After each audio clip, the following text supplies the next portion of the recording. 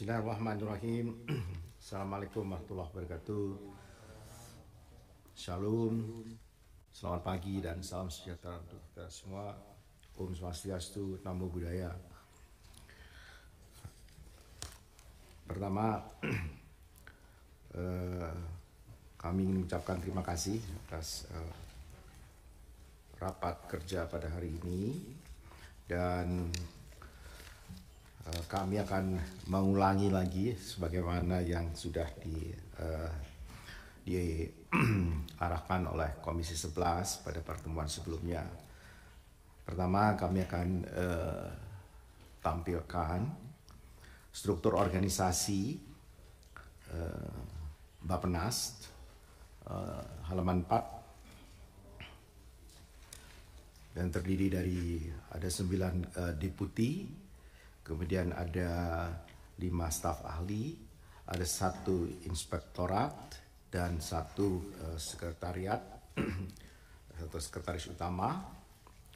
Next, kemudian komposisinya ada 2.799 orang yang bekerja di Bappenas, tetapi yang ASN hanya 826 orang.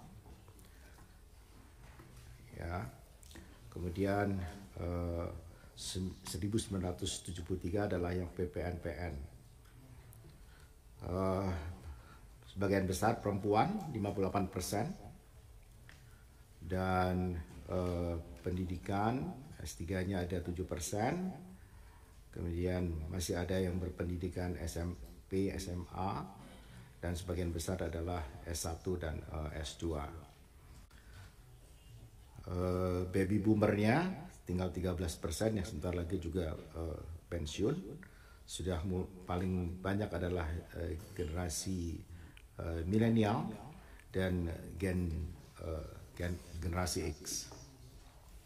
Tugas dan fungsi yang pertama adalah menyelenggarakan urusan pemerintah di bidang perencanaan pembangunan nasional untuk membantu Presiden dalam menyelenggarakan pemerintahan negara dan melaksanakan tugas pemerintah di bidang perencanaan untuk membantu Presiden dalam penyelenggaraan pemerintahan yang fungsi-fungsinya adalah penyusunan kebijakan perencanaan, koordinasi clearing house perencanaan, koordinasi satu data, penyusunan APBN dan RAPBN bersama Kemenkeu, penyusunan prakarsa strategis, koordinasi percepatan pembangunan, monitoring, evaluasi dan pengendalian, pencarian sumber pendanaan APBN dan non-APBN, dukungan manajerial internal dan pengelolaan barang milik negara serta pengawasan internal.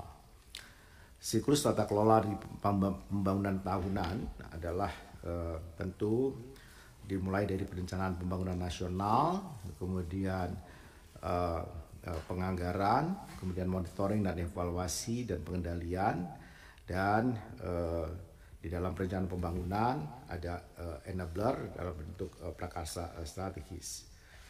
Mekanisme penyusunan rencana dan pengendalian masing-masing, ini adalah deputi pemantauan dan evaluasi, deputi bidang ekonomi untuk asumsi makroekonomi, proyeksi pertumbuhan, proyeksi kebutuhan anggaran, kerangka ekonomi makro dan sosial, fokus prioritas pembangunan. Kemudian untuk deputi pengembangan regional adalah proyeksi baseline dan target makro kewilayahan, proyeksi kebutuhan alokasi anggaran wilayah. Kemudian untuk deputi bidang sektor adalah sama juga proyeksi baseline dan target pembangunan. Kemudian deputi bidang pendanaan pembangunan adalah kerangka pendanaan, dalam hal ini adalah resource and flow, yang akan menghasilkan pagu anggaran sektor dan arah kebijakan transfer daerah. Lingkup peran kementerian dalam penyusunan belanja APBN utamanya adalah belanja KL yang terdiri dari belanja operasional dan non operasional. Kemudian di non operasional itu terdiri dari belanja prioritas dan non prioritas. Next, kami mengawal capaian sasaran pembangunan nasional dari sisi perencanaan, dari penentuan angka target pembangunan, konsistensi kebijakan dalam RPJMN dan RKP, kemudian target-target yang lebih spesifik, tingkat kemiskinan dan miskin ekstrim, tingkat pengangguran terbuka, rasio Gini, dan kebijakan penanggulangan kemiskinan, perluasan kesempatan kerja yang baik, dan pengurangan ketimpangan ekonomi dan wilayah. Dalam pengalokasian, rekomendasi perbaikan, penajaman, dan pengembangan program dalam hal ini adalah bantuan sosial, perluasan jaminan sosial, pemberdayaan ekonomi, peningkatan kepemilikan aset produktif, pelayanan dasar. Untuk prakarsa strategis, membangun ekosistem, misalnya registrasi sosial ekonomi, Reksosek, penguatan integrasi program, perbaikan mekanisme penyaluran bantuan, penguatan pemerintah daerah dalam merencanakan penanggulangan kemiskinan, kemudian rekomendasi penggunaan dana desa. Dalam hal pengendalian, evaluasi, dan koordinasi adalah akurasi penyaluran bantuan sosial, cakupan Jamsos, peningkatan konsumsi masyarakat, dan koherensi program lintas pemangku kepentingan. Capaian isu strategis kemiskinan ekstrim seperti kita lihat di sini. Deviasi target terjadi mulai tahun 2021 karena adanya pandemi COVID, meskipun tingkat kemiskinan terus menurun, dan memang untuk mencapai target ini akurasi data penerima program masih rendah, bahkan menurun. Hasil Susenas itu tahun 2020 48%, 2021 43%, dan 41% ada 2022. Dan ini terus diperlukan pemutakhiran di TKS melalui Reksosek dan integrasi program KL. Dan target pembangunan yang lain, pertumbuhan ekonomi, peningkatan nilai tukar petani dan nilai tukar nelayan, penurunan intensitas emisi gas rumah kaca. Kebijakannya adalah untuk mendukung pertumbuhan berbasis sumber daya alam, peningkatan kesejahteraan petani dan nelayan, dukungan produktivitas, penurunan emisi karbon, dan penguatan ketahanan iklim.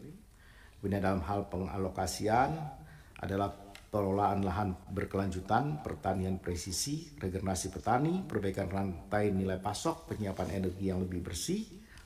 Kemudian enablernya adalah keterkaitan pangan, air, sinergi, transisi energi, ketahanan iklim, penguatan pemerintah daerah dalam implementasi SDGs, kemudian reformasi subsidi pupuk.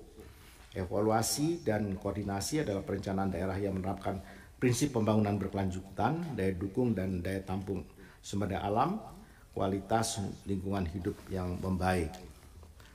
Ini beberapa hal, contoh dari sasaran pembangunan dalam hal ini adalah peningkatan nilai tukar petani. Kemudian seperti kita ketahui, nilai tukar petani adalah rasio indeks harga yang diterima petani dari produknya dibanding indeks harga yang dibayar petani untuk barang konsumsinya. Jadi ini hanya menunjukkan daya tukar tetapi tidak menunjukkan volume penjualan petani. Jadi supaya NTP itu meningkat dari sisi indeks yang diterima petani, perlu terus diupayakan peningkatan produktivitas dan kualitas hasil panen serta kepastian harga. Sedangkan dari sisi indeks yang dibayarkan oleh petani perlu dukungan sarana produksi pertanian atau alsintan. NTP pada tahun 2024 ditargetkan 105 hingga 108. Didorong melalui kegiatan-kegiatan peningkatan ketersediaan pangan, penguatan data pangan, pemanfaatan digitalisasi, pertanian presisi, produktivitas petani, dan penguatan kelembagaan. Demikian juga untuk nilai tukar nelayan yang ditargetkan 107 sampai 110 diarahkan pada kegiatan-kegiatan peningkatan produktivitas nelayan, penguatan kelembagaan usaha nelayan, dan penciptaan nilai tambah produk kelautan dan perikanan. Untuk itu maka dilakukan ada 5 hal: peningkatan produksi perikanan tangkap melalui bantuan prasarana dan sarana perikanan tangkap, peningkatan mutu produk perikanan tangkap, peningkatan kapasitas nelayan termasuk peningkatan pemanfaatan teknologi penangkapan, penguatan korporasi nelayan, perlindungan nelayan termasuk fasilitasi perizinan dan pembiayaan nelayan. Ini kita lihat perkembangan dari nilai tukar nelayan. eh, pada tahun 2022 di awal itu mencapai 107,22. Kemudian untuk indeks pembangunan manusia dari perencanaan, pengalokasian dan prakarsa strategis, dalam hal ini yang paling penting adalah dalam hal pengalokasiannya, rekomendasi perbaikan penajaman dan pengembangan program, yaitu pemenuhan akses layanan dasar dan pendidikan, peningkatan kompetensi pendidik, revitalisasi pendidikan dan pelatihan vokasi, percepatan manajemen talenta nasional, peningkatan pelayanan kesehatan dasar, percepatan penurunan stunting, revitalisasi pengaruh utama gender, dan pencegahan dan penanganan kekerasan terhadap perempuan dan anak secara komprehensif. Tahun 2024 adalah merupakan tahun terakhir dari penjabaran RPJMN 2020-2024. Karena itu diutamakan pencapaian target-target pembangunan yang termuat dalam RPJMN dan dijadikan rujukan untuk penyusunan RKP 2025 yang akan datang sebagai awal untuk mencapai Indonesia Emas 2045. Kementerian Bappenas memiliki dua program, yaitu program perencanaan pembangunan nasional yang dilaksanakan oleh 9 deputi, 5 staf ahli, sesmen dan sestama, dan program dukungan manajemen yang dilakukan oleh sesmen dan inspektorat utama. Programnya sejak dari perencanaan, pengalokasian, prakarsa strategis, dan pengendalian. Kemudian EKL tahun 2024 masing-masing adalah sebagai berikut. Kegiatan tanpa expo dan kedirgantaraan itu sekitar 1.385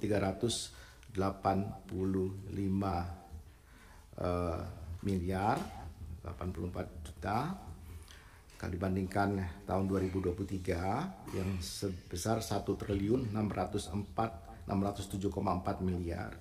Kemudian setelah diblokir menjadi 1.492 miliar. Jadi lebih rendah dibandingkan tahun ini. Kemudian ada kegiatan baru yang merupakan pertama adalah penguatan ekosistem kedirgantaraan 210 miliar. Kemudian persiapan penyelenggaraan World Osaka Expo 506,9 miliar. Sehingga menjadi 2.102 miliar 74 juta.